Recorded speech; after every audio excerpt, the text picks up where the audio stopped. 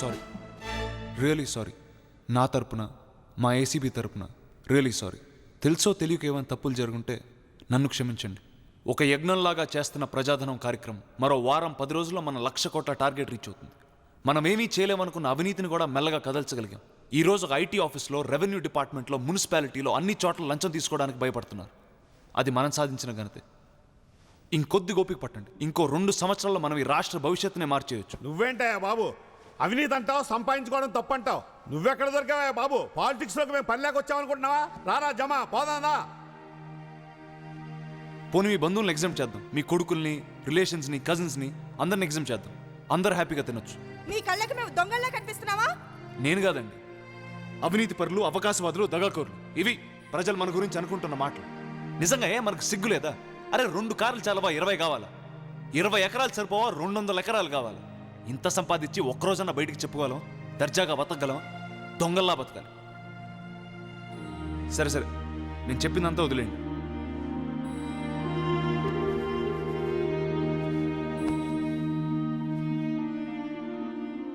వదిలేండి, నేను చెప్పిందంతా మర్చిపోండి. సంపాదించండి, ఇంకా సంపాదించండి, కాదన్న. కానీ ఆ 1,00,000 కోట్లు మాత్రం వదిలేండి ప్లీజ్. కేవలం 1 సంవత్సరం కళ్ళు మూసుకోండి, దండం పెడతాను.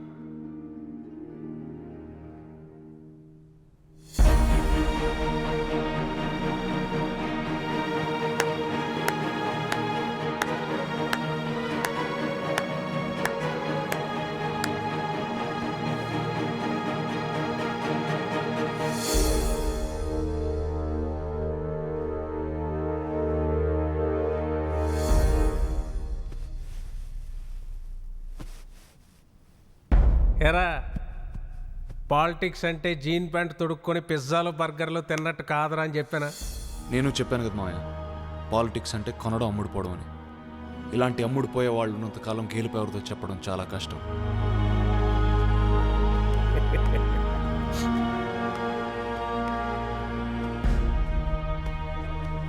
లక్ష కోట్ల ప్రజా ఫండ్ అండి. ఈ ఛాన్స్ పోతే మళ్ళీ దొరకదు. ఏ పదవి దొరికినా పర్లేదు.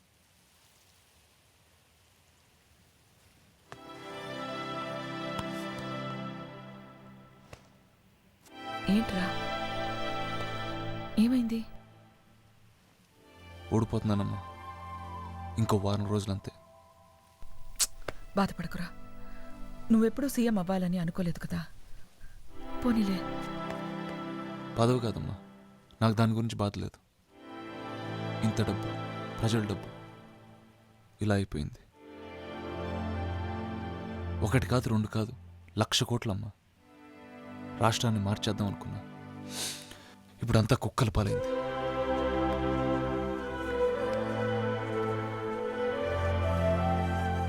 నాన్నగారు చనిపోయినప్పుడు కూడా ఇంత బాధ చూడలేదురా. ఈరోజు ప్రజల డబ్బు పోతుందేమో అని కంటనీరు పెట్టుకున్నా. నాకు చాలా గర్వంగా ఉందిరా. నిన్ను ప్రజలు వదులుకోరు, నాకు తెలుసు.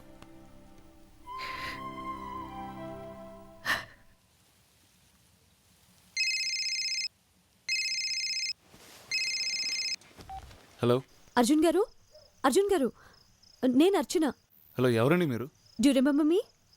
ఇతను మోహన్, పోలీస్ వాడు. అంటే గిరిజన్ పోలీస్.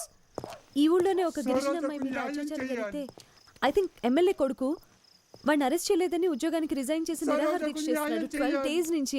ఏం తినలేదు. ఎవరండి మీరు? నా నంబర్ ఎలా వచ్చింది మీకు? నేనేం చేయగలుగుతాను ఈ టైంలో? మీరు ఇతనికి న్యాయం చేస్తానని ఒక మాట ఇస్తే ఇతను ఇప్పుడే ఏదో ఒకటి తాగుతాడు. ఈ టైంలో ఇప్పుడు దీనికోసం ఫోన్ చేయాలి? రాత్రి 12:30 అయింది. నేనేం చేయగలుగుతాను? ఆ సోషల్ వెల్ఫేర్ మినిస్టర్కి ఫోన్ చేయండి. వాడిని మీరుగా ఎన్నుకుంది, వాడు వచ్చి తాగిస్తాడు జ్యూస్ మంచినీళ్ళు. సీఎం గారు ప్లీజ్, ఇతను చావు బతుకుల్లో ఉన్నాడు. ఎవరు హెల్ప్ చేయడానికి రావట్లేదు. మీరొక్కరే ఏదైనా చేయగలరు. అండ్ మోర్ ఓవర్, మీకు కావాల్సిన నిజాయితీ గల వ్యక్తి ఇతను. నాకు అక్కర్లేదండి, నాకు అవసరం లేదు, నేనేం చేయలేను. ప్రజలకి నిజంగా నిజాయితీ కావాలనుకుంటే వాడు బతుకుతాడు, లేకపోతే వాడు కర్మ. అర్జున్ గారు ప్లీజ్, మీరే ఇలా అంటే ఎలా చెప్పండి? ప్లీజ్ నన్ను ఇరిటేట్ చేయొద్దు, సారీ.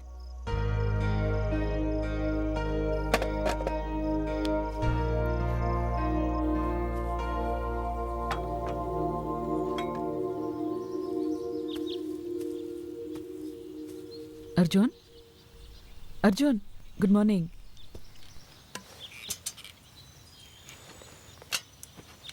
Coffee thanks. లోపల పడుకోవచ్చు కదరా ఆ? ఇక్కడే నిద్ర చేసిందమ్మా.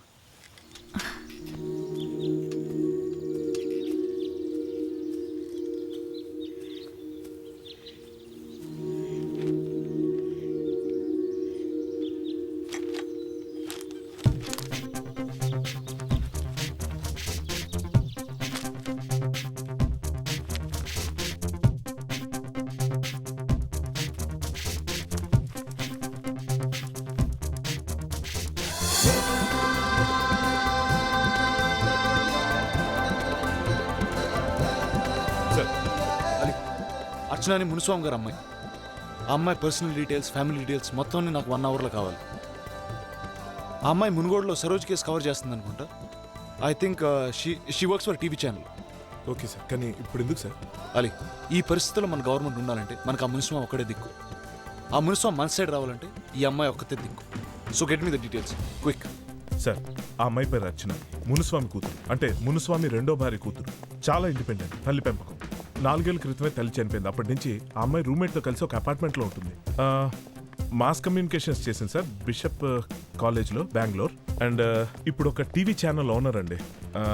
ఇష్టమైన colour red, favourite game cricket and beautiful smile. But ముక్కు మీద కోపం. తండ్రి అంటే అస్సలు పడదు సార్.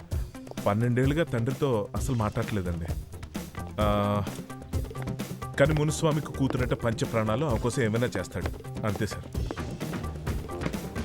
లవ్ లైఫ్ గురించి అంటే కాలేజ్ డేస్లో అయితే ఎవరూ లేరు సార్.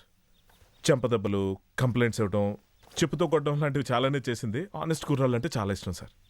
అయితే సార్, ఈ మధ్య ఒక కుర్రాడు ఆ అమ్మాయి వెనకాల తిరుగుతున్నాడండి. నేను చూశాను. ఆనెస్ట్ ఫెలోనా? అంటే ఆనెస్ట్గా స్కీమ్స్ వేస్తున్నాడు సార్. అలీ సార్. నువ్వు వాడి సంగతి చూసుకో. నెక్స్ట్ 10 days మాత్రం వాడు ఆ అమ్మాయి ఛాయలకు కూడా రాకూడదు. అలాగే సార్.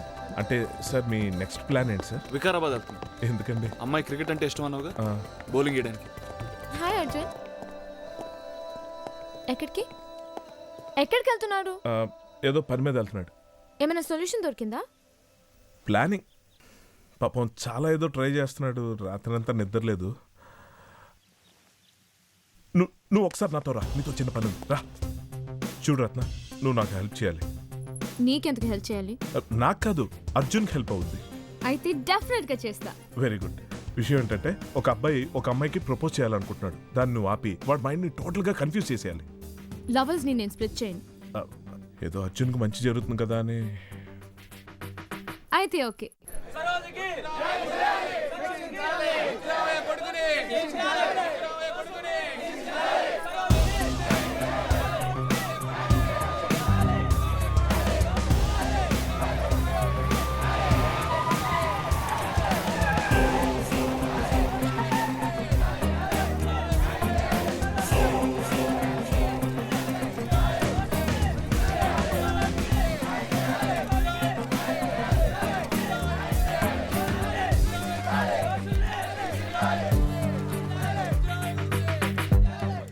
జ్యూస్ తీసుకురండి. Okay sir. పర్లేదు, మీరు కూర్చోండి. సార్ సార్ ఎందుకే కూర్చోండి. పర్లేదు. ఎందుకే ప్రాణం మీదకి తెచ్చుకుంటావు? మీరు మాట ఇస్తున్నారు సార్, వాళ్ళని వదలొద్దు సార్. Sir juice. థ్యాంక్స్ అండి. తాగండి. నేను చూసుకుంటాను అన్నాను కదా, మీరు తాగండి.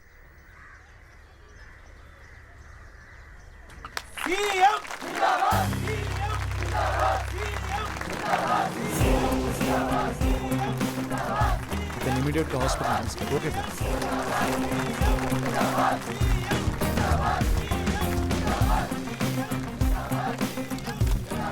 సీఎం గారు అర్చన. రాలేనా? వచ్చారుగా. అర్చన, నీ పని అయిపోయిన తర్వాత ఒకసారి వచ్చి కలుస్తావు, ఓకేనా? నువ్వు దగ్గరుండి తీసుకొచ్చు.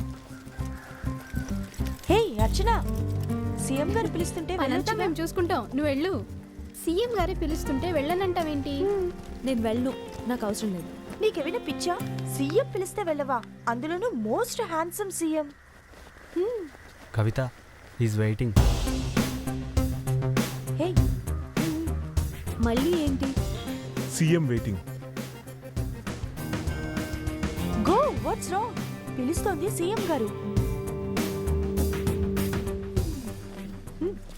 ఓకే. సారీ అర్చన, నేనేదో టెన్షన్లో అలా అనేసాను. కానీ థ్యాంక్ యూ, నాతో మంచి పని చేయించాడు. టెన్షన్లు అందరికీ ఉంటాయి సీఎం గారు, కానీ అబద్ధాలు చెప్పే అవసరం మాత్రం మీ పాలిటీషియన్స్ ఒక్కరికే ఉంటుంది. అది మీ జన్మ హక్కు. ఏమో మంచోరేమో అనుకుని కాల్ చేశాను. హర్ట్ అయ్యాను. మీ మీద నమ్మకం పెట్టుకోవడమే పెద్ద తప్పు. వెళ్ళొచ్చా? అర్చన కూర్చోండి, నాతో డిన్నర్కి వస్తావా? హైదరాబాద్లో నా ట్రీట్. ఏ కూర్చోండి కూర్చోండి, ఒకసారి చెప్పేది వినండి. ఒక్కసారి కూర్చోండి ప్లీజ్ ప్లీజ్. కూర్చో. చూడు, నేను చాలా సెంటిమెంటల్ సీన్. నువ్వు కూల్ అవ్వకపోతే మాత్రం నాకు పని చేయబుద్ది కాదు. సో ఒక్కసారి నవ్వి ఓకే అని చెప్పేసి. ఓకే? నాకు ఇష్టం లేదు. నాకు పాలిటీషియన్స్ అంటే చిరాకు.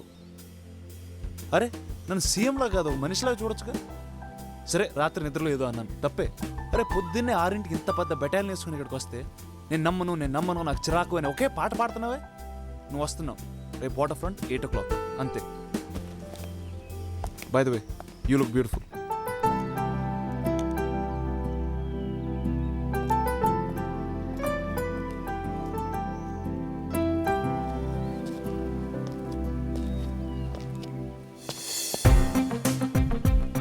సార్ అతను కలవడానికి వెళ్తుంది సార్, సాయంత్రం 6ంటికి. సార్ ఆపేద్దామా?